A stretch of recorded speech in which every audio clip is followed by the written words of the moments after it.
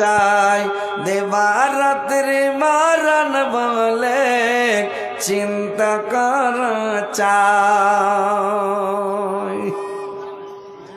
শ্রদ্ধেয় যোগ্যতম সভাপতি সাহেব, উপস্থিত উলামা ইকরাম, শ্রদ্ধাবিন্দু মুসলিম সমাজ এবং পর্দার আড়ালের পর্দানাসীন মা ও বোনেরা, সর্বপ্রথম আল্লাহ তাআলা বারেক ওয়া তাআলার তারিফ, প্রশংসা, গুণগান যে মহান আল্লাহ তাআলা বারেক ওয়া তাআলা আজকে আপনাদেরকে আমাকে সকলকে এই জালসার মাহফিলে উপস্থিত করেছেন।